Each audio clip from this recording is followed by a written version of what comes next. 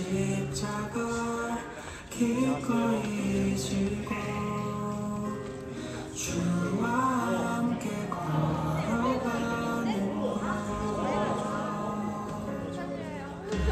주의 자녀로 산다는 것은 주님과 함께 동행하는 것 주께서 지신 십자가 기꺼이 지고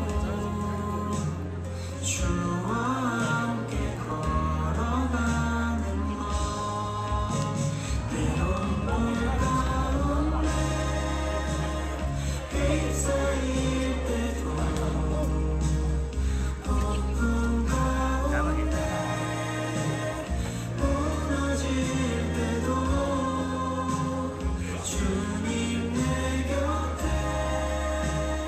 함께 하시네 가장 가까이에 함께 하시네 때론 물 가운데 휩싸일 때도 폭풍 가운데 무너질 때도 주님 내 곁에 함께 하시네 가장 가까이에 함께 하시네 가장 가까이에 함께 하시네 가장 가까이에 함께 하시네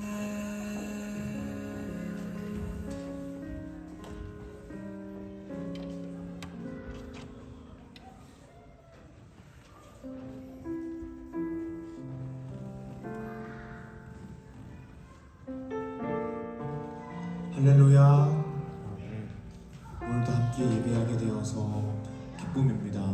오늘 예배 시간을 통하여서 우리가 하나님께서 우리 가운데에 부어주신 은혜를 풍성히 누리기를 간절히 소망합니다. 우리가 이 은혜를 갈망하는 마음, 은혜를 사모하는 마음을 가지고 함께 찬양하고 예배를 위하여 함께 기도하길 원합니다. 나는 하나님을 예배하는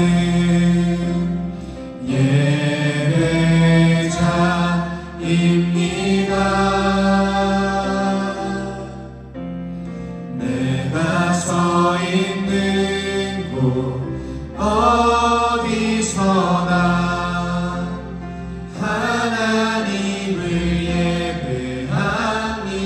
내 영혼 거룩한 은혜를 내 영혼 거룩한 은혜를 향하여 내 마음 완전한 하나님 향하여 이곳에서 바로 이 시간 하나님을 우리 더 높은 목소리로 간구하기를 원합니다. 나는 하나님을 예배하는 나는 하나님을 예배하는 예배자입니다. 내가 서 있는 곳 어디서나 하나님을 예배합니다.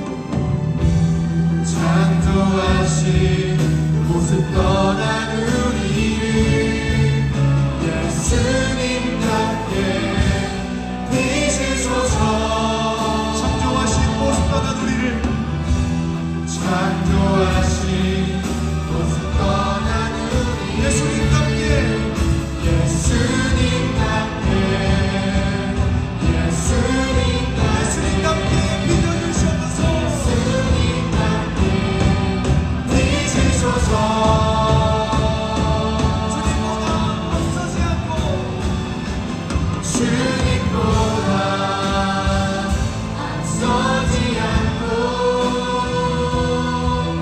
겸손하게 주님의 말씀 기다리니 주님 손에 우리를 인기가 사랑으로 인도하소서.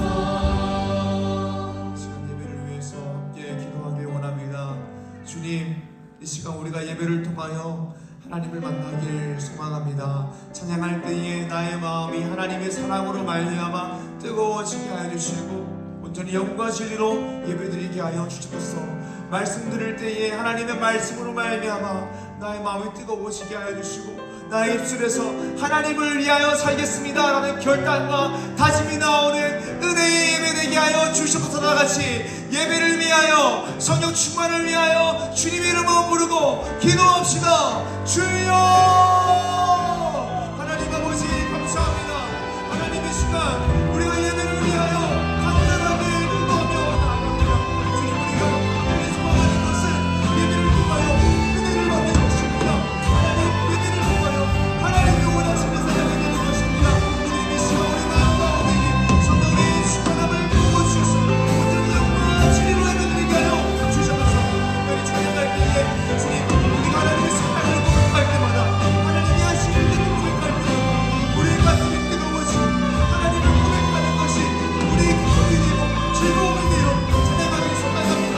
주님 도와주셔서 우리 찬양팀과 찬양 모습 가운데 기름 부어주시고 하나님 우리가 찬양할 때 가슴이 뜨거워져 하나님이 영광 돌리는 찬양 영광 진리를 예배드리는 찬양 되게 하여 주시고 하나님 더욱더 소망하고 소망하기를 하나님 말씀을 통하여 은혜 받기를 소망합니다.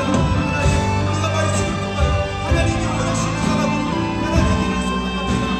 말씀 들을 때에 우리의 귀를 열으시고 마음을 열으시고 마음으로 말미암아 하나님 우리가 하나님의 것을 다시 깨닫고 하나님이 일하심을 깨닫게 되며 하나님의 마음을 알고 하나님의 계획을 알고 하나님을 신뢰하고 하나님 기뻐하시는 일을 만나야 하는 우리 인생을 중요한 사람 한 사람 예수님으로 은혜를 주옵소서.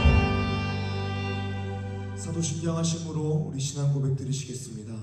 전능하사 천지를 만드신 하나님 아버지를 내가 믿사오며 그 외아들 우리 주 예수 그리스도를 믿사오니 이는 성령으로 잉태하사 동정녀 마리아에게 나시고 본디오 빌라도에게 고난을 받으사 십자가에 못 박혀 죽으시고 장사한 지 사흘 만에 죽은 자 가운데서 다시 살아나시며 하늘에 오르사 전능하신 하나님 우편에 앉아 계시다가 죄로서 산자와 죽은 자를 심판하러 오시리라. 성령을 믿사오며 거룩한 공예와 성도가 서로 교통하는 것과 죄를 사하여 주시는 것과 몸이 달 사는 것과 영원히 사는 것을 믿사옵나이다.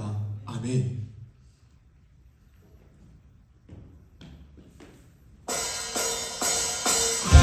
할렐루야. 주의 말씀을 따라 살아가기 원합니다. 이 시간 다 같이 자리에서 일어나셔서 함께 기쁨으로 찬양하며 나아갑시다. 푸른 마르고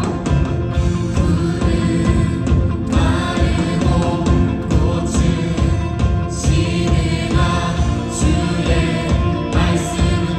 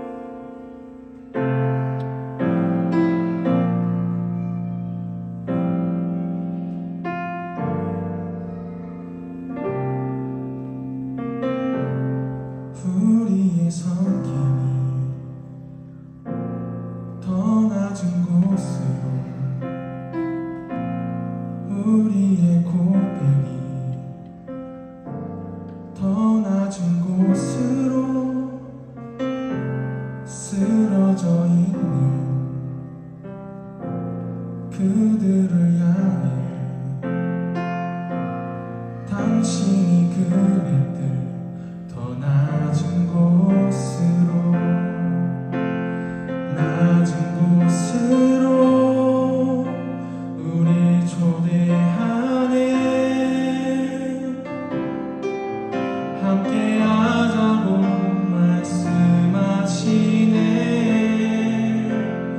우리도 예수 그 길을 따라 함께 가길 원하네.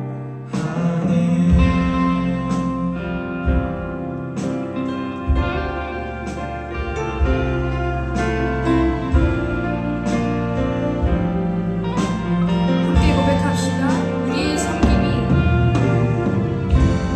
우리의 섬김이 더 낮은 곳으로 우리의 고백이 더 낮은 곳으로 쓰러져 있는 그들을 향해 당신이 그랬듯 더 낮은 곳으로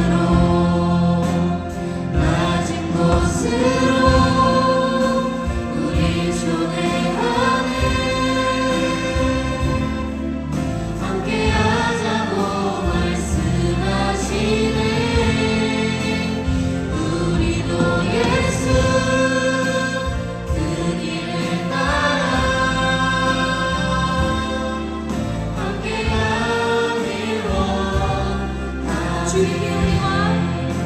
주님이 우리와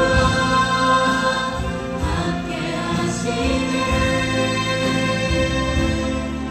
십자가 피 흘린 예수의 손으로 모든 아픔을 위로하시네. 우리에게 보여주셨네. 주님이 우리와 함께 하시네. 십자가 피 흘린 예수의 손으로 모든 아픔을 위로하시네. 우리에게 보여주셨네.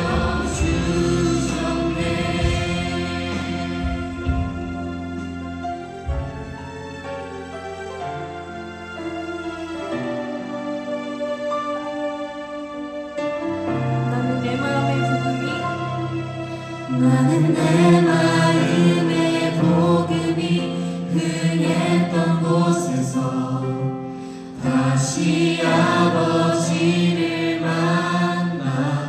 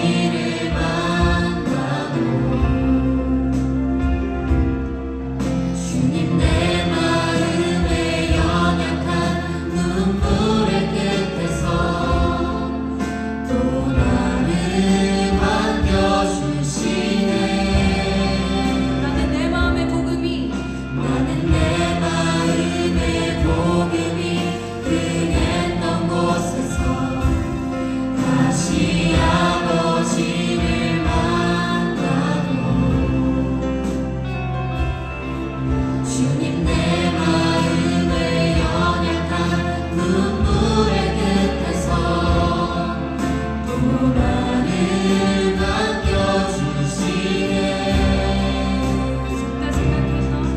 죽다 생각했던 그의 부르심 다시 나를 회복해 하시네 다시 일어나 주를 예배하니 내 모든 기쁨이 되리 내 기쁨 되어 삶의 모든 순간을 주께 다 내어드리니 다시 일어나 다시 일어나 주를 예배하니 내 모든 기쁨이 되리 내 기쁨 되어 삶의 모든 순간을 주께 다 내어드리니 다시 일어나 다시 일어나 주를 예배하니 내 모든 기쁨이 되리 주님께가 다시 일어나 주님께로 달려가겠습니다. 그 말씀대로 살아가겠습니다. 삶의 모든 순간을 이 시간 우리의 기도를 드리며 주의 음악 부르짖고 기도하며 나갑시다. 주여!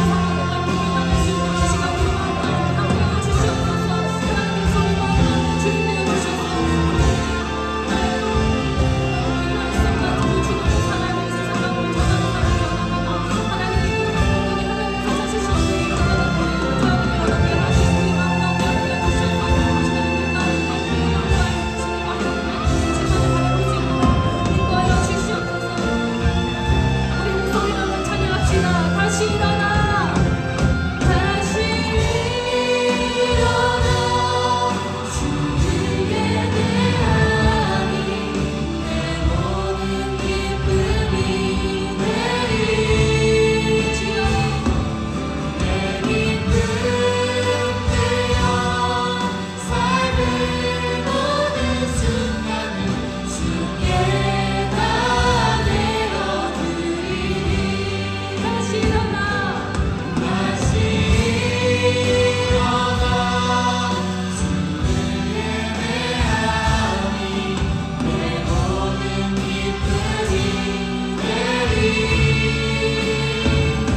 그의 기쁨 되어 삶의 모든 순간을 주께 다 내어드리니 목소리를 부릅시다. 다시 일어나 주를 예배하니 내 모든 기쁨이 되리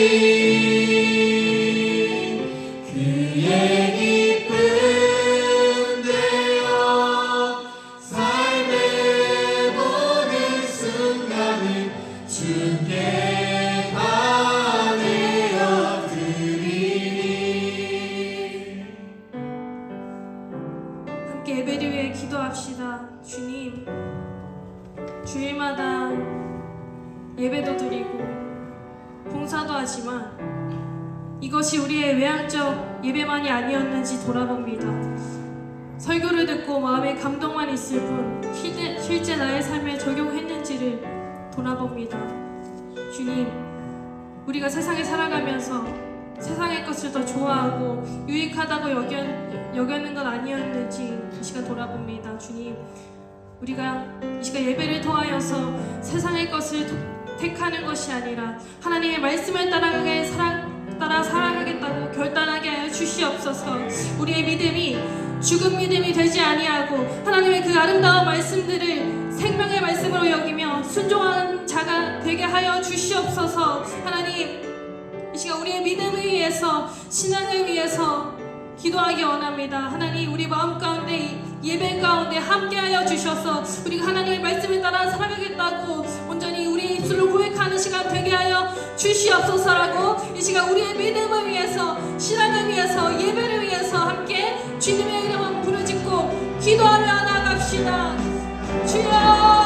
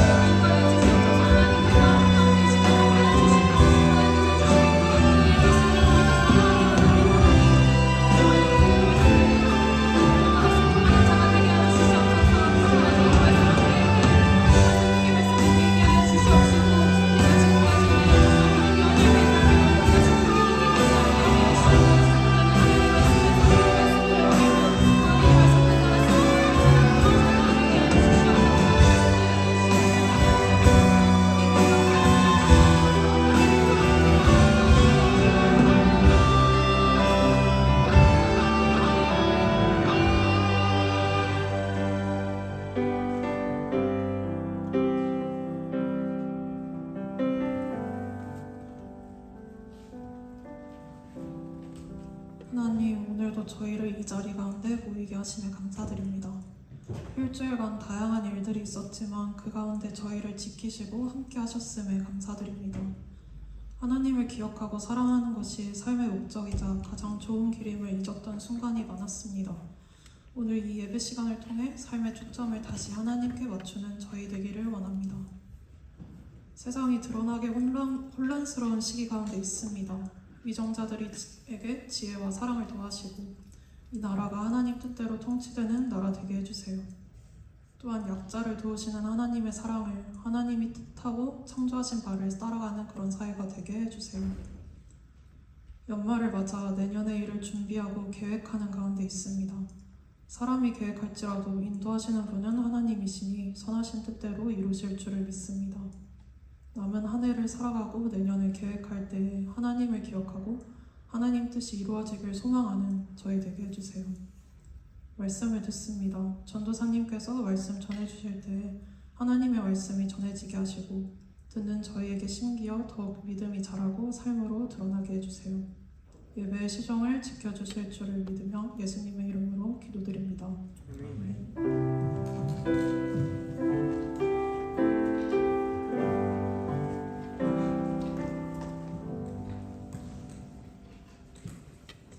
이 시간 우리가 함께 나누게 되는 말씀은 호세아서 14장 1절에서 9절의 말씀입니다. 호세아 14장 1절에서 9절의 말씀입니다.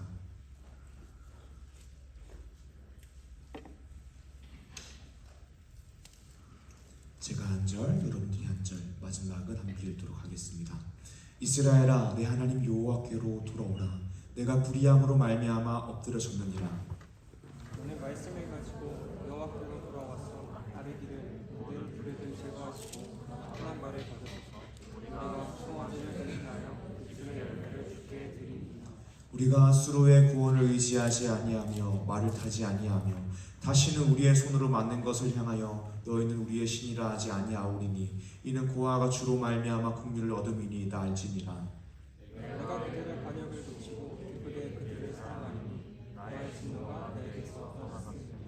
내가 이스라엘에게 이슬과 같으리니 그가 백합화 같이 피겠고 레바논 백합목같이 뿌리가 바뀔 것이라.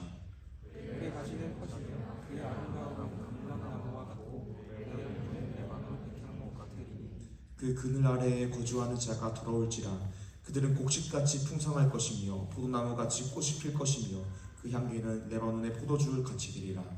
내가 다시 우상과 무슨 상관이 있으리요.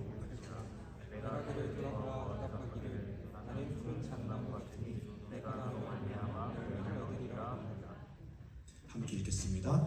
누가 지혜가 있어 이런 일을 깨달으며 누가 총명이 있어 이런 일을 알겠느냐. 여호와의 도는 정직하니 의인은 그 길로 다니거니와 그러나 죄인은 그 길에 걸려 넘어지리라. 할렐루야, 반갑습니다. 오늘 말씀 제목은 하나님은 다 계획이 있구나입니다. 기생충이라는 영화에서 송하오 씨가 아들을 보고 이야기하는 장면이죠. 그때 너는 계획이 다 있구나라는 말하는 장면이 있습니다. 굉장히 명대사인데요. 오늘 말씀 제목이 하나님은 계획이 다 있다입니다. 지난주 월요일날 기타를 좋아하는 분들이 몇 명 모여서 함께 이야기하는 시간을 가졌습니다. 그 중에 저랑 아주 친한 전사님이 이렇게 말씀하시는 거예요. 이제 아이가 10달 됐는데 10개월인데 10개월 된 아이가 기타에 너무 관심을 가져서 걱정이 된다라는 거예요. 근데 이 말에는 두 가지 의미가 있습니다. 먼저는 기타에 관심을 보여서 기타가 넘어져서 기타가 다칠까봐 걱정이 된다는 의미가 있고요. 두 번째로는 기타가 넘어져서 아이가 다칠까봐 걱정된다라는 의미가 공존하는 것입니다. 이야기하는데 바로 앞에 저를 청소년기 때 지도해 주시던 선생님이 앉아 계셨어요. 이렇게 말씀하시는 거예요. 선생님은 아이들이 손 한 번 다치면 아 이건 하면 안 되는 거구나 라는 것을 알고 안 할 거라 생각하고 놔뒀다라고 말씀하시는 거예요. 양육할 때에 안 되는 건 안 되는 거다라고 따끔하게 이야기하지만 또 굳이 이게 하면 안 되는 것이라는 것을 경험해봐야지 알 때에는 경험하게 하셨다라는 거예요. 양육에 있어서 이 내용이 맞을 수도 있고 틀릴 수도 있는 내용입니다. 그런데 저에게는 굉장히 큰 인사이트를 줬습니다. 하나님이 어떤 분이시냐면 하나님은 우리를 보호하고 지켜주십니다. 그런데 하나님은 우리를 과잉 보호하시는 분이 아니십니다. 하나님은 우리를 오실 속의 하초처럼 넣어두고 과잉 보호하시는 분이 아니십니다. 아이들을 키울 때에 아이들을 지나치게 많이 보호하는 부모님이 계십니다. 당연히 아이들에 대해서 무관심하고 사랑하지 않는 나쁜 부모님보다 100배, 1000배 나은 것이죠. 하지만 과잉 보호는 아이들로 하여금 좋은 어른으로 만들어주지 않습니다. 반드시 아이를 양육할 때에 아이에게 책임을 가르치고 배려를 가르쳐야 합니다. 그런데 자라나는 시기에 너무 과잉 보호를 받은 아이들은요 20대 초반이 되어서도 책임과 배려를 모른다기보다는 몸에 익지 않은 것을 보게 됩니다. 이런 분들이 20대 초반이 되고 중반이 되고 후반이 되어서 사회에 나오면 배려와 책임이 몸에 익지 않은 것 때문에 혼나면서 그때 배우게 되기는 합니다. 그때 해결되는 문제입니다. 하지만 늘 과잉 보호하는 것이 좋은 어른으로 만들기 위한 좋은 일은 아니라는 것을 우리가 알 수 있는 것이죠. 사랑하는 여러분, 하나님이 어떤 분이시냐면 하나님은 우리를 사랑하시고 우리를 늘 지키시고 보호하시고 우리 인생을 공급하시고 책임지시지만 우리를 과잉 보호하지 않으십니다. 왜냐하면 하나님은 하나님의 계획이 있으시기 때문입니다. 하나님은 우리로 하여금 어떠한 사람으로 만들려고 하시는 성장시키시려는 계획이 있으십니다. 우리는 호세아서를 나누고 있습니다. 호세아는 BC 755년부터 BC 722년까지 약 30년 동안 북이스라엘에서 활동했던 선지자입니다. 호세아서를 보면 여러분들이 잘 알다시피 하나님께서 호세아 선지자를 음란한 여인 고멜에게 장가가게 하십니다. 그리고 고멜이라는 음란한 여자가 호세아와 결혼한 가운데에도 다른 남자와 외도할 때에 용서하게 하십니다. 심지어 그녀가 네온남에게 진 빚을 갚아주고 고멜을 다시 데려오게 하기도 하십니다. 호세아서를 통하여서 우리가 듣게 되는 메시지는 무엇이냐면 하나님은 우리의 잘못에도 불구하고 우리를 용서하시고 돌아오라 하시는 신실한 하나님이시다라는 것을 우리가 알 수 있습니다. 하나님은 분명 호세아서를 통하여서 내가 너를 고칠 것이다, 내가 너를 용서할 것이다, 나는 사랑의 하나님이다 라고 말씀해 주시오. 그런데 역사적인 상황을 들춰보면 BC 722년에 이 북이스라엘은 아수르에 의해서 멸망하게 됩니다. 하나님께서 사랑한다, 고쳐주겠다, 돌아오라 하셨는데 북이스라엘은 멸망하게 되는 것이죠. 이때 우리가 가지게 되는 질문은 무엇이냐면 하나님께서 사랑의 하나님이라고 말씀하시고 돌아오라 하셨는데 왜 우리로 하여금 괴롭게 하시는가에 대한 문제입니다. 왜 멸망하게 하시는가에 대한 문제입니다. 내가 원하는 것을 주시지 않는 것은 물론이고 내가 가지고 있는 것을 때로는 뺏어가시기도 한다는 것입니다. 이스라엘 백성들이 마주한 상황은 이렇습니다. 왜 하나님은 우리나라를 망하게 하셨는가? 그분이 분명 사랑의 하나님이라고 하셨고 또 선하신 하나님이라고 하셨는데 왜 나의 인생 가운데 우리나라에 이런 일이 벌어지는가라는 질문을 이스라엘 백성들은 던졌을 것입니다. 결론부터 이야기하자면 하나님은 하나님의 계획이 있으신 것입니다. 그것은 우리로 하여금 하나님이 우리를 하나님의 원하시는 사람으로 만들고자 하는 그런 하나님의 계획입니다. 오늘 말씀 제목은 하나님은 다 계획이 있다입니다. 오늘 말씀을 통하여서 특별히 하나님의 계획, 하나님이 일하시는 방식, 하나님이 일하시는 목적을 우리가 말씀을 통해 나누고 우리가 하나님이 원하시는 사람이 되기 위해서 어떻게 되는지 나누길 원합니다. 사랑하는 리조식 여러분, 오늘 말씀을 통하여서 하나님의 마음, 하나님이 일하시는 방식, 하나님의 사랑을 알고 하나님을 신뢰하고 하나님이 기뻐하시는 일을 하는 리조이스 중에 한 사람 한 사람 되기를 주님의 이름으로 축복합니다. 아멘. 오늘 말씀 첫 번째입니다. 말씀 첫 번째로 하나님의 계획은 사랑의 계획이다입니다. 호세아서에서 이스라엘은 범죄하였고 호세아 선지자는 북이스라엘 멸망을 보게 됩니다. 그런데 오늘 말씀을 통해서 우리가 볼 수 있는 것은 우리를 향한 하나님의 계획은 사랑의 계획이다라는 것입니다. 예레미야서에서도 그렇게 이야기하죠. 예레미야서 29장 11절 말씀입니다. 제가 읽겠습니다. 여호와의 말씀이니라 너희를 향한 나의 생각을 내가 아나니 평안이요 재앙이 아니니라 너에게 미래와 희망을 주는 것이니라. 아멘. 하나님께서 이스라엘에게 남유다에게 이렇게 말씀하십니다. 너희를 향한 나의 생각을 내가 아나니 평안이요 재앙이 아니니라 너희에게 미래와 희망을 주는 것이니라. 하나님께서 이런 메시지를 주셨는데 지금 당장 이스라엘은 아수르와 바벨론에 의해 멸망당하게 되셨습니다. 그런데 하나님께서 하시는 말씀이 이런 것입니다. 너희를 향한 나의 생각, 계획이죠. 이 계획이 평안이다, 재앙이 아니다, 미래와 희망을 주는 것이다 라고 말씀하시는 것입니다. 그러니까 하나님이 우리를 향하여 가지고 있는 계획은 지금 우리 현실은 시궁창 같아도 사랑의 계획을 가지고 계시다라는 것입니다. 성경 전체를 통하여 우리에게 이야기하는 것이 무엇입니까? 하나님은 사랑이시다라고 이야기하죠. 기본적으로 우리에게 복을 주겠다라고 말씀하시고 우리를 구원하시겠다라고 말씀하시는 것이 하나님의 계획입니다. 하나님의 계획은 사랑의 계획인 것이죠. 그런데 중요한 것은 무엇이냐면 우리가 이 사랑의 특성, 사랑의 성격을 잘 알아야 한다는 것입니다. 사랑은 모든 것을 품어주지만 아무렇게나 잘하도록 내버려두지 않는다라는 것입니다. 우리가 하나님은 사랑이시다라고 이야기하고 또 교회에는 사랑이 있어야지라고 이야기할 때에 늘 가지게 되는 오해가 무엇이냐면 사랑이라는 것이 모든 것을 품어주는 것을 넘어서 아무거나 다 용납할 수 있다라고 생각하는 것이 우리가 가지고 있는 오해입니다. 사랑은 모든 것을 품어주지만 아무거나 용납하지 않습니다. 우리가 사랑의 성격에 대해서 생각해 보길 원합니다. 부모님이 자녀를 키울 때에 이 자녀가 키가 크든 작든 머리가 좋든 나쁘든 예쁘든 못생겼든 자격과 조건을 떠나서 그 자녀는 자녀이기 때문에 부모에게 자녀인 것입니다. 조건과 자격을 떠나서 부모님에게 자녀는 자녀인 것입니다. 부모님에게 자녀라는 자녀의 권세를 가지는 것은 어떠한 조건이나 자격이 필요한 것이 아닙니다. 부모 자식 간에 있는 사랑은 모든 것을 품어주시는 것이죠. 그러니까 사랑이라는 것이 자녀가 된다라고 했을 때에 자녀라는 것은 무조건적이고 무조건 허용적이라는 것이죠.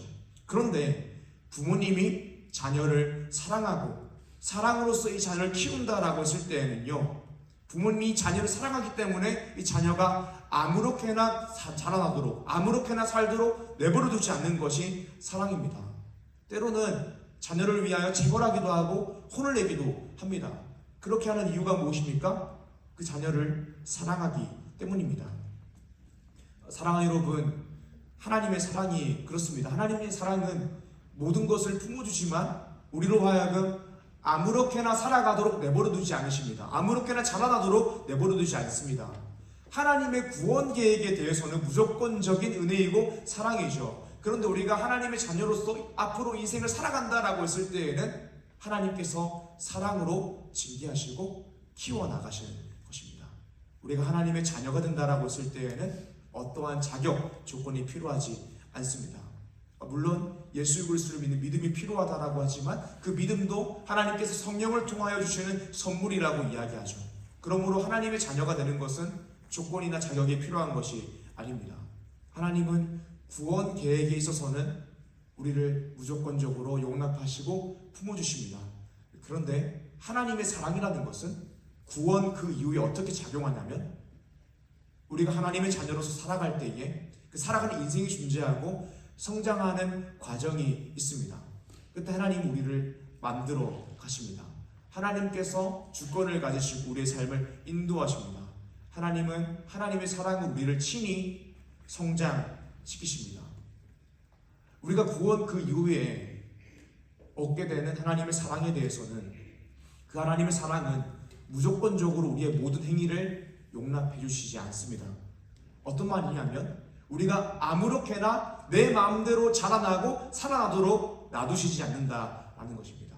우리가 예수를 믿고 구원받아 하나님의 자녀가 될 때엔 어떠한 조건이나 자격이 필요하지 않지만 하나님이 우리를 사랑하시기 때문에 하나님이 원하시는 사람으로 우리를 만들어 가실 때에는 우리를 깎아내고 다듬어 가신다는 것입니다. 그래서 우리는 늘 이렇게 이야기합니다.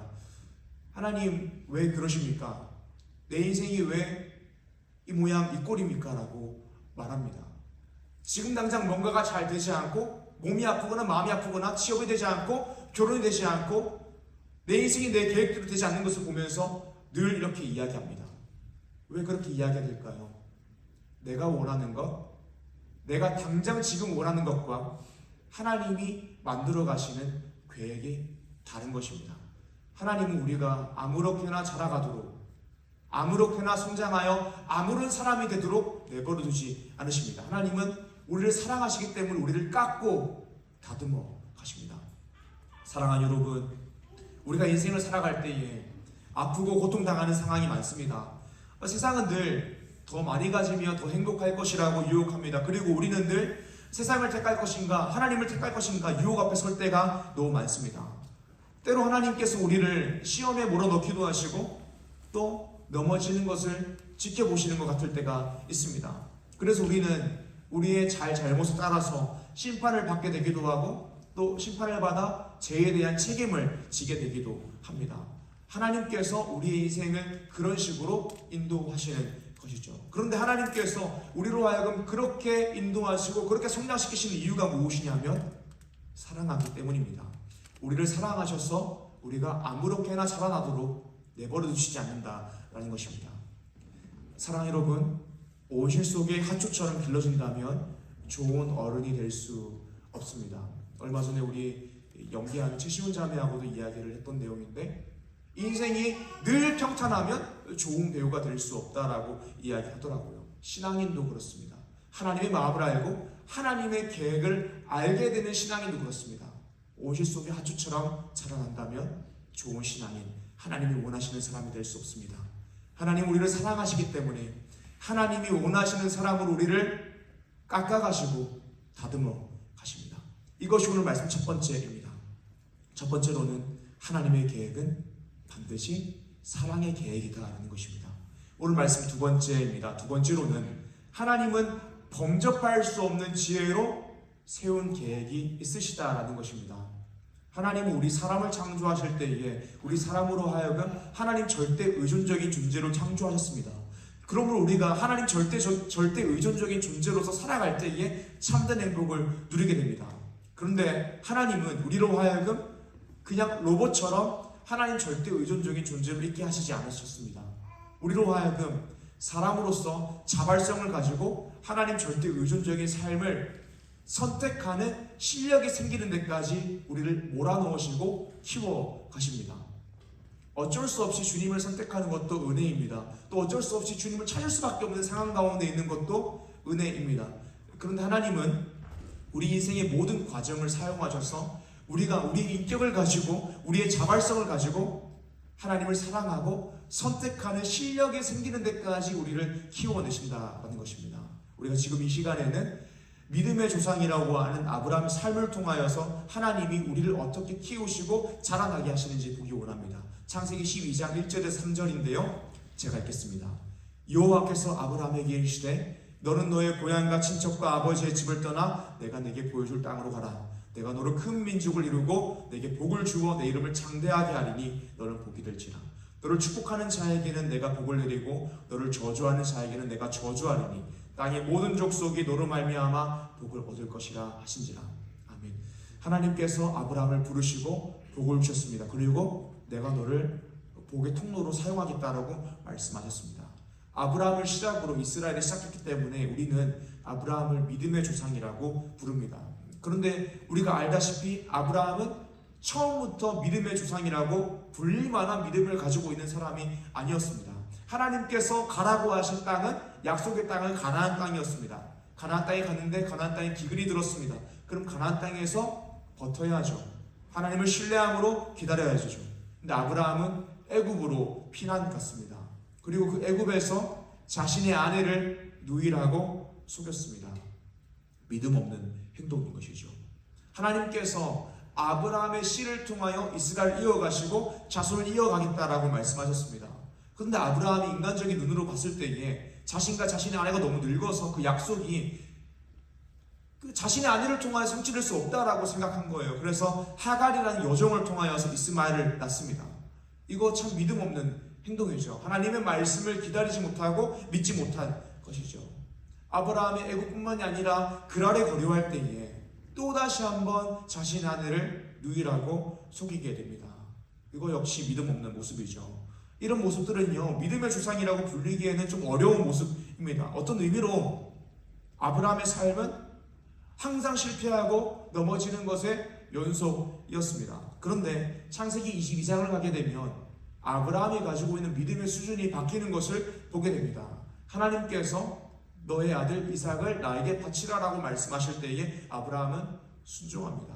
히브리서 11장에서 이 아브라함의 믿음에 대해서 이렇게 해석하죠. 11장 17절에서 19절입니다. 아브라함은 시험을 받을 때에 믿음으로 이삭을 들었으니 그는 약속들을 받은 자로 돼 그 외아들을 들었느니라. 그에게 이미 말씀하시기를 내 자손이라 칭할 자는 이삭으로 말미암으리라 하셨으니 그가 하나님이 능히 이삭을 죽은 자 가운데서 다시 살리실 줄을 생각한지라. 비유컨대 그를 죽은 자 가운데서 도로 받은 것이니라. 아멘. 사랑하는 여러분, 아브라함은 계속적으로 실패하고 넘어지는 인생이었지만 어느 순간부터 굉장한 믿음을 가진 사람이 되었습니다. 우리가 어떤 사람의 인생을 볼 때에 그 사람이 실패했고 넘어졌다라는 것을 보면 그 사람의 인생을 저평가하는 경향이 있습니다. 그런데 그 사람이 실패하고 넘어졌다라는 것은 무엇이냐면 그의 인생이 늘 시험의 연속이었고 고통의 연속이었다는 것입니다. 그리고 우리 인생의 주권자이신 하나님은 아브라함에게 그런 고통을 늘 주셨고 유혹을 주셨고 시험을 주셨습니다.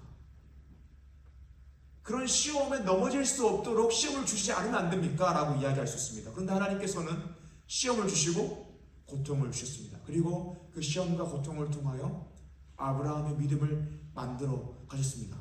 하나님께서 우리를 사랑하신다라고 할 때에 구원에 있어서 그 사랑은 무조건적이고 자격을 보지 않는 것입니다.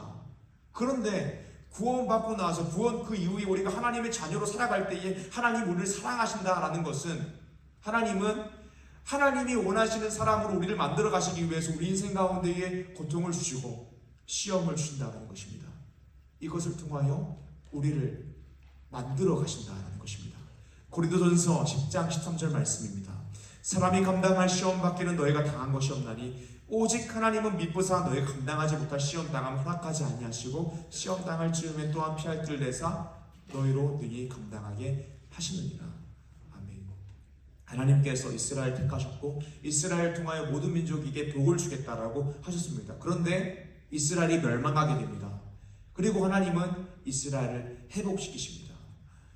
이스라엘이 멸망하게 되고 회복하게 되는 것을 보면서 우리는 또 이렇게 질문합니다.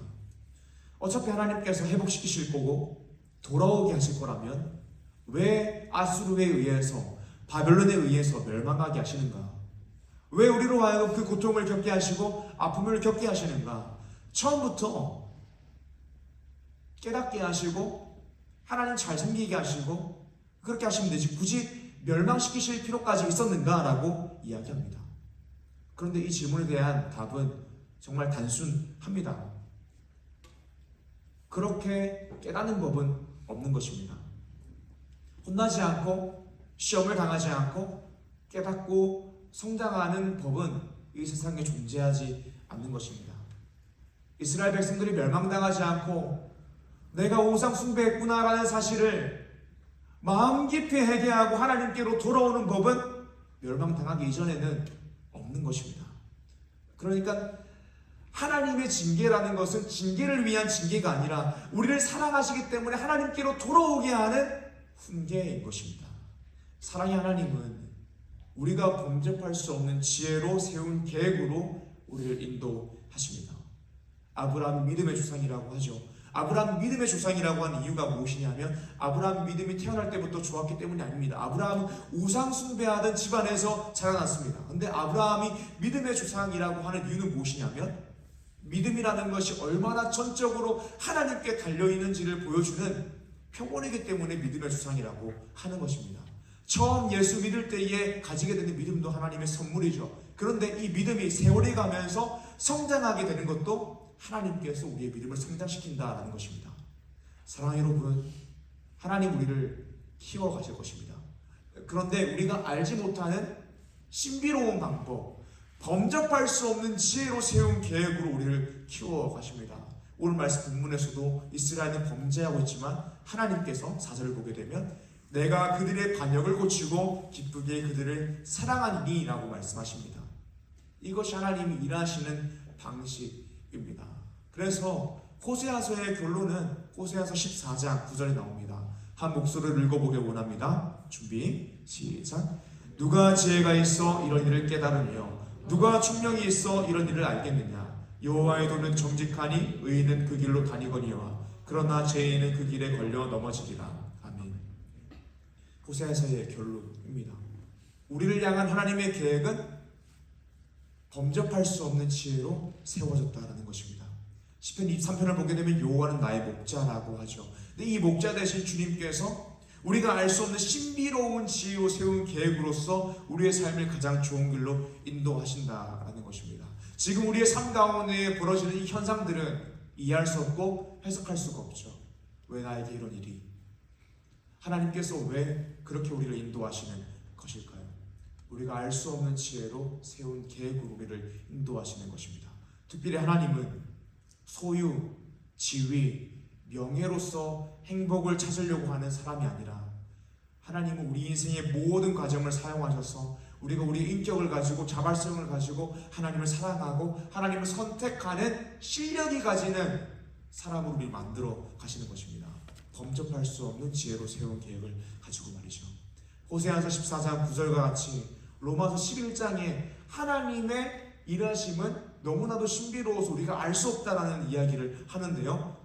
우리가 함께 읽어보길 원합니다. 로마서 11장 31절에서 36절입니다. 제가 한 절, 여러분 한 절, 마지막 함께 읽겠습니다. 이와 같이 이 사람들이 순종하지 아니하니 이는 너희에게 베푸시는 긍휼로 이제 그들도 긍휼을 얻게 하려 하심이라. 하나님이 모든 사람을 순종하지 아니하는 가운데 가두어 두심은 모든 사람에게 긍휼을 베풀려 하심이로다. 깊도다 하나님의 지혜와 지식의 풍성함이요 그의 판단을 헤아리지 못할 것이며 그의 길을 찾지 못할 것이로다. 누가 주의 마음을 알았느냐? 누가 그의 모사가 되었느냐? 누가 주께 먼저 드려서 갚으심을 받겠느냐?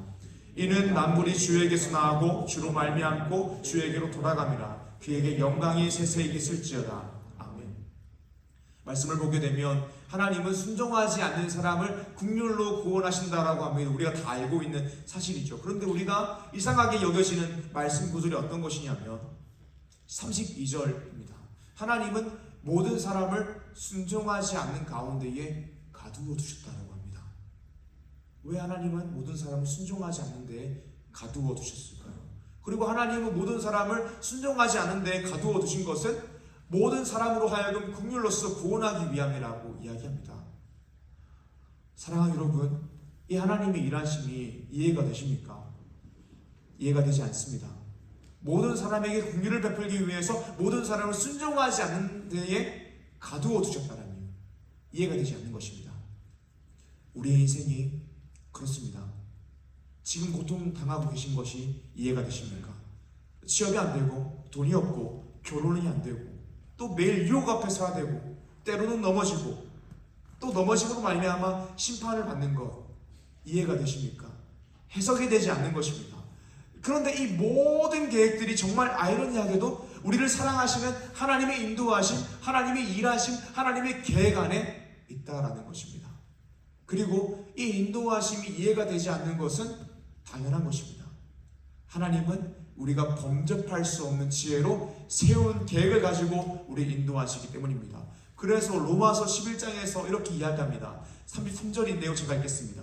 깊도다 하나님의 지혜와 지식의 풍성함이요 그의 판단은 헤아리지 못할 것이며 그의 길을 찾지 못할 것이로다. 34절 누가 주의 마음을 알았느냐 누가 그의 모사가 되었느냐. 35절 누가 주께 먼저 들어서 갚으심을 받겠느냐. 36절입니다. 이는 만물이 주에게서 나오고 주로 말미암고 주에게로 돌아가미로다.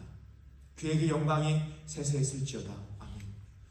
이것이 오늘 말씀 첫 번째입니다. 하나님은 범접할 수 없는 지혜로 세운 계획을 가지고 계십니다. 오늘 말씀 세 번째입니다. 그렇다면 우리가 인생을 어떻게 대하며 살아가야 될까에 대한 것입니다. 세 번째로는 하나님의 마음을 알고 하나님을 신뢰하며 하나님이 기뻐하시는 일을 해야 한다는 것입니다. 하나님은 우리를 향하여 늘 사랑의 계획을 가지고 계십니다. 이것이 구원에 있어서는 무조건적이고 무자격적입니다. 그런데 성화에 있어서는 우리를 늘 만들어 가십니다. 그리고 성화에 있어서 하나님이 우리를 만들어 가시는 과정은 늘 이해할 수 없고 해석할 수 없는 것입니다. 신앙생활하면 행복하다라고 했는데 하나님은 신앙인으로 하여금 속상한 일을 겪게 하십니다. 가난한 일을 겪게 하십니다. 건강하지 않으며 처하게 하십니다. 또 마음의 어려움 가운데에 처하게 하십니다. 죄의 유혹도 당하게 하십니다. 때로는 넘어지고 실패하는 것도 경험하게 하십니다. 죄의 책임을 받기도 하고 심판받기도 하십니다. 신앙생활하면 행복하다라고 했지만 늘 이해되지 않고 고통스러운 세월을 보내게 하시기도 합니다. 이때 우리는 어떻게 해야 될까요? 결론은 너무너무 어려우면서도 심플합니다. 하나님의 마음을 알고 하나님을 신뢰함으로 하나님이 기뻐하시는 일을 해야 된다는 것입니다. 우리 인생이 일어나는 일련의 과정들을 통하여서 하나님은 우리를 만들어 가신다는 것입니다. 하나님께서는 우리 인생이 일어나는 일련의 과정들을 통하여서 우리로 하여금 자발적으로 하나님을 선택하고 사랑하는 사람으로 만들어 가신다는 것입니다. 이것이 하나님의 범접할 수 없는 지혜로 세운 계획입니다. 우리는 이것을 알면 됩니다. 이것을 알면 됩니다. 그리고 우리를 향한 하나님의 마음을 알면 됩니다. 그것은 범죄함으로 말미암아 하나님과의 끊어진 관계를 회복시키기 위해서 십자가에서 피 흘리신 예수 그리스도를 이 땅에 보내신 사랑의 마음입니다. 그리고 그분은 우리 인생을 가장 좋은 길로 인도하고 계시다라는 것입니다. 우리는 그 인도함을 신뢰해야 됩니다. 우리 인생이 아프고 힘들고 이해되지 않아도 하나님을 신뢰하고 하나님이 기뻐하시는 사람으로 변화되기를 사모하며 하나님이 기뻐하시는 일을 지금 당장 해야 됩니다. 사랑의 여러분, 이를 위해서 기도합시다. 어찌 기도함으로 성령 충만을 받지 않고 하나님의 마음을 이해하고 하나님을 신뢰하겠습니까? 지금 내가 고통당하고 있고 해석될 수 없는 상황 가운데 있고 이해되지 않는 상황 가운데 있는데 어떻게 하나님을 기도하지 않고 신뢰하겠습니까? 우리 청년들의 상황 너무 어렵죠. 동기적으로 어려운 청년들도 있고 마음이 어렵고 몸이 어려운 청년들이 있습니다. 취업이 되지 않고 결혼되지 않고 학업적으로 풀리지 않는 우리 청년들이 있습니다. 저의 인생 역시 그러합니다. 하지만 하나님께서 우리를 그 일련의 과정을 통하여 우리를 만들어 가신다라는 것입니다. 우리가 이 사실을 알고 하나님이 기뻐하시는 일을 하기 위해서는 기도해야 합니다. 하나님의 마음을 알고 하나님의 마음을 담기 위해서 기도해야 됩니다. 이해되지 않아도 주님을 신뢰하고 하나님이 기뻐하시는 일을 하기 위해 기도해야 됩니다. 우리가 그렇게 기도할 때에 우리의 삶 가운데에 벌어지는 모든 일들을 지금 당장 이해할 수 없고 해석할 수 없지만 그래도 목자 되시는 하나님을 신뢰함으로 하나님이 기뻐하시는 일을 할 수 있습니다. 사랑하는 리조이스 청년 여러분, 기도함으로 복음으로 뜨거운 마음을 가지십시오. 하나님의 마음을 가지십시오. 그리고 이해되지 않아도 인생을 살아내십시오. 그러면 하나님께서 그 모든 일련의 과정을 통하여서 여러분들을 하나님이 원하시는 사람, 하나님이 기뻐하시는 사람, 인격을 가지고 자발성을 가지고 내 발을 가지고 스스로 하나님을 선택하고 사랑하는 실력을 가지고 있는 사람으로 만들어 가실 것입니다. 분명 이 하나님이 일하심과 계획은 신비입니다. 신비는 미스테리죠. 우리는 알 수 없지만 하나님은 범접할 수 없는 지혜로 우리의 인생을 만들어 가십니다. 우리는 알 수 없지만 하나님이 우리를 향하여 가지고 있는 생각은, 계획은 평안입니다. 재앙이 아닙니다. 미래와 희망이 있는 것입니다. 우리는 알 수 없지만 하나님 우리의 목자가 되어서 우리의 삶을 인도하십니다. 사랑하는 이주 청년 여러분, 혹시 고통을 당하고 있고 이해되지 않고 내 인생이 내 계획대로 되지 않을 수 있습니다. 그럼에도 불구하고 하나님께서 사랑의 계획으로, 범접할 수 없는 지혜로 세운 계획으로 우리를 만들어 가신다는 사실을 알고, 하나님의 마음을 알고 하나님을 신뢰하고 하나님이 기뻐하시는 일들을 하며 살아가는 레지오 청년 한 사람 한 사람 되기를 주님 이름으로 축복합니다. 아멘. 이 시간 말씀 기억하시면서 함께 기도하길 원합니다. 주님 마음 내게 주셔서 찬양하며 기도하길 원합니다.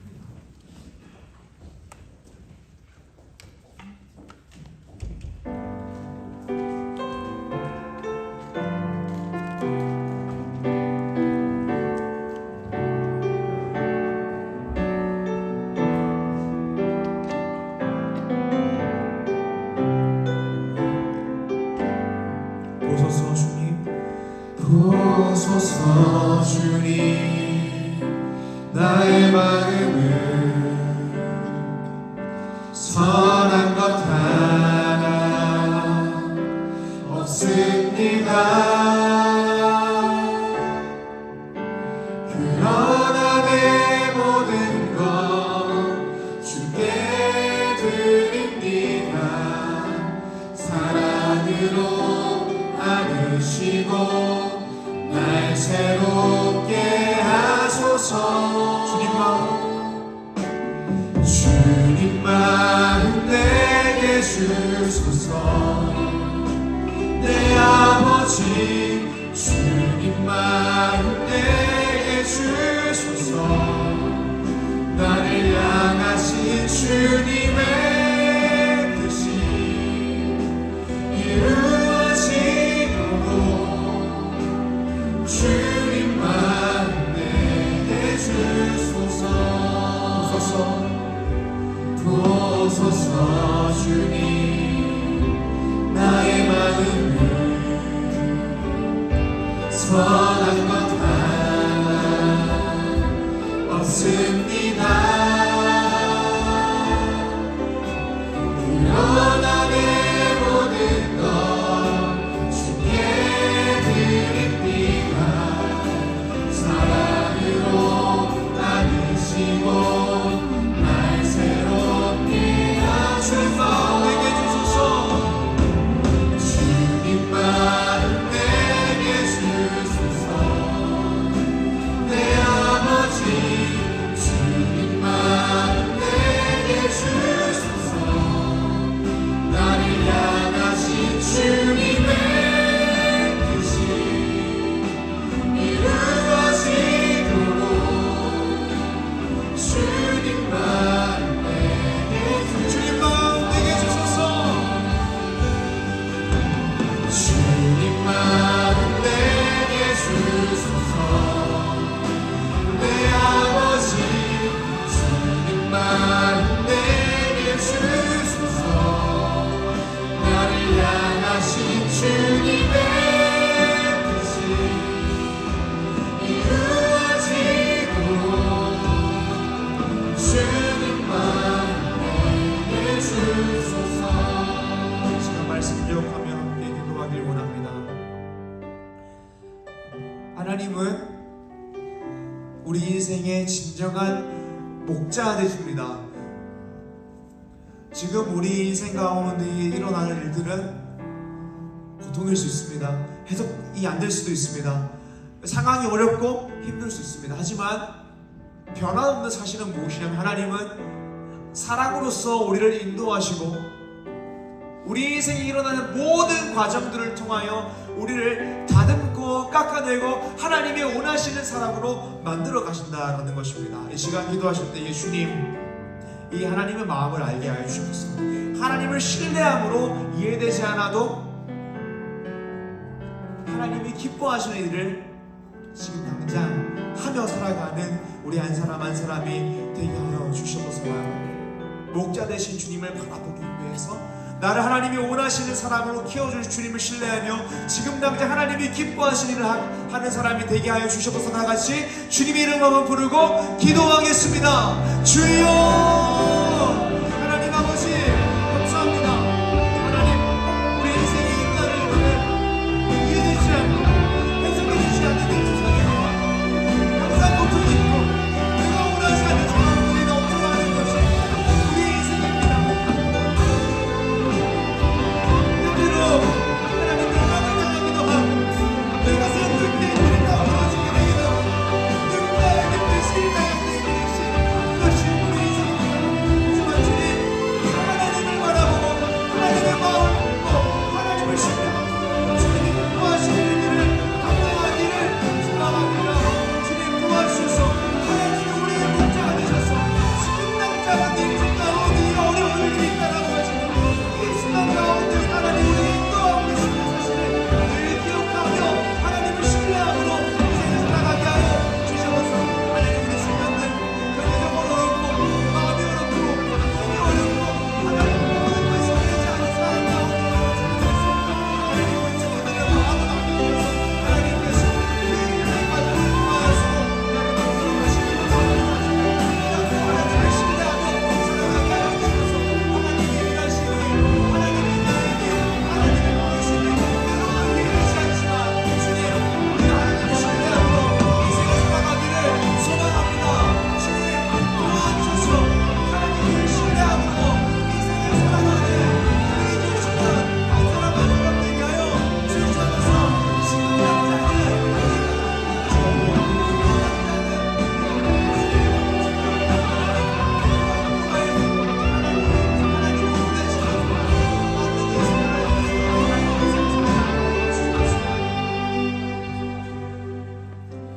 이 시간 우리 개인의 기도 제목을 가지고 함께 기도하길 원합니다.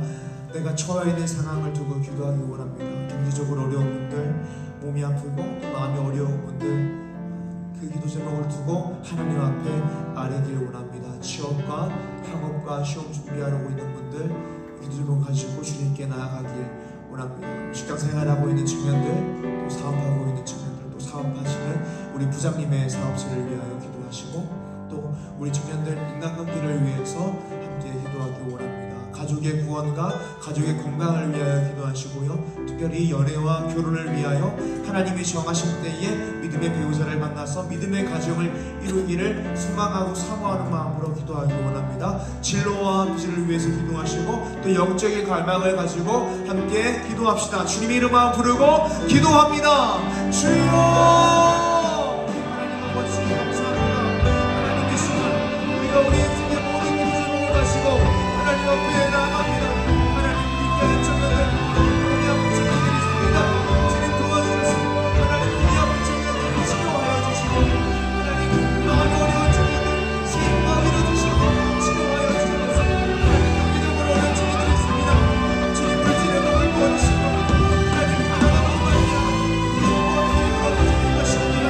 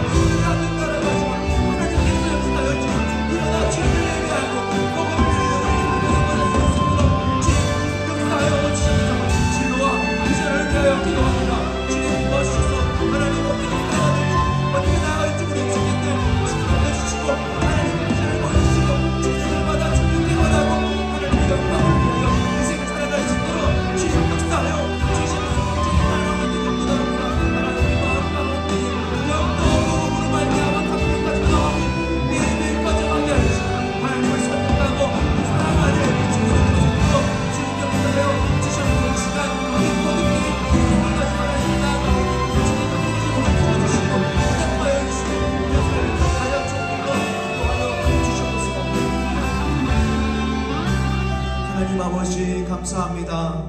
하나님 오늘 말씀을 통하여서 우리를 향하여 가지고 계신 하나님의 마음, 하나님의 일하심, 하나님의 계획, 하나님의 부르심에 대해서 나누었습니다.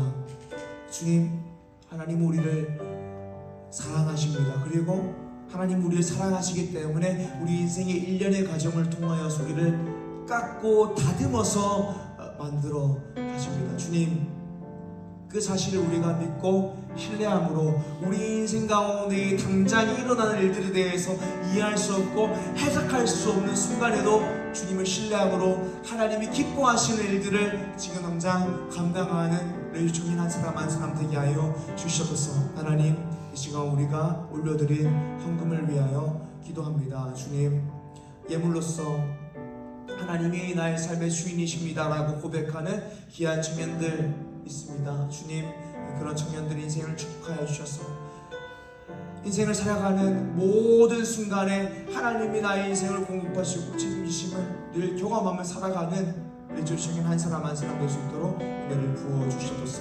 감사합니다. 예수님 이름으로 기도드립니다. 아멘. 우리 모두 일어나셔서 폐회 찬양 한라에서 백두까지, 백두에서 땅끝까지 찬양하겠습니다.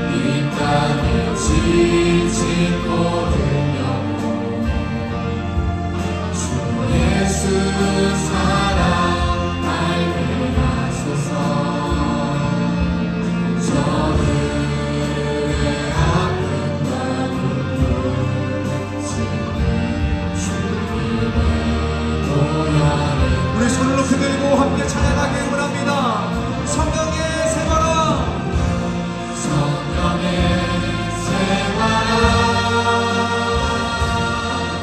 이 땅에 불어오소서. 주의 영그 생기로 우리를 마시사.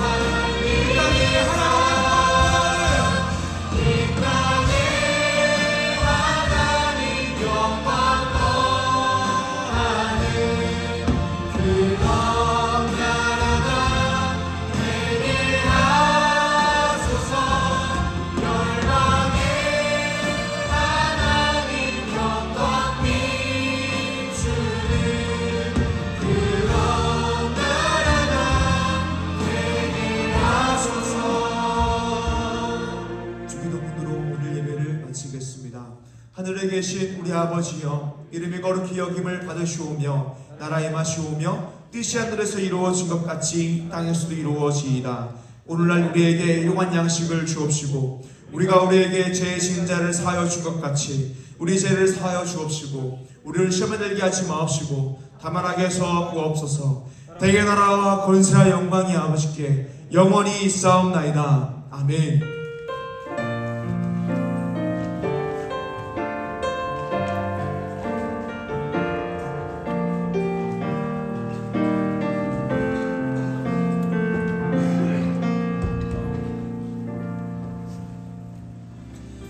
네, 할렐루야 만나서 반갑습니다. 우리 좌우 앞뒤 사람하고 인사하면서 나가겠습니다. 만나서 반갑습니다. 환영합니다. 반갑습니다.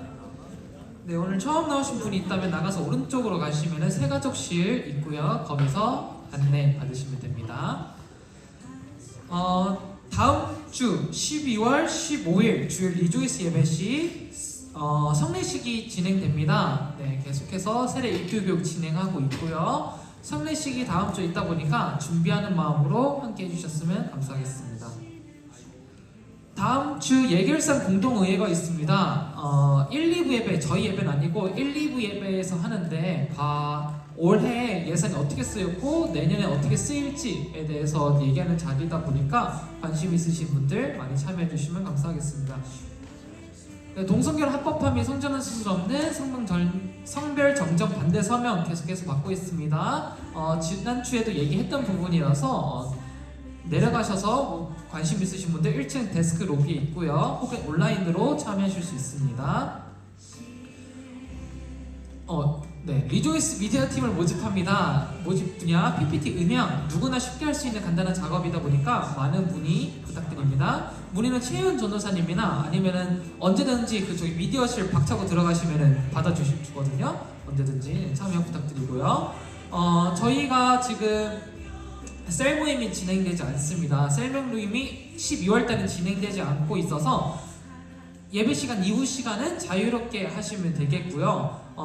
전도사님께서 한 가지 좀 중요하게 당부하신 말씀이 있는데 뭐냐면은 아무래도 이번 주에 참 국가에서 큰 일이 있었다 보니까 되게 뒤숭숭하고 막 그런 상황인데 되도록이면은 우리 청년끼리는 이런 부분에 대해서 민감한 상황이다 보니까 왼쪽에 계신 분도 있고 오른쪽에 계신 분도 있다 보니 좀 약간 이런 얘기를 좀 자제했으면 좋겠다. 되게 좀 당부를 강하게 해주셨고요. 그래서 조금 더 이 부분에 대해서는 서로가 조금 더 민감하게 반응하지 않도록 조금 더 자제를 하면서 지혜롭게 해주시면 좋을 것 같습니다.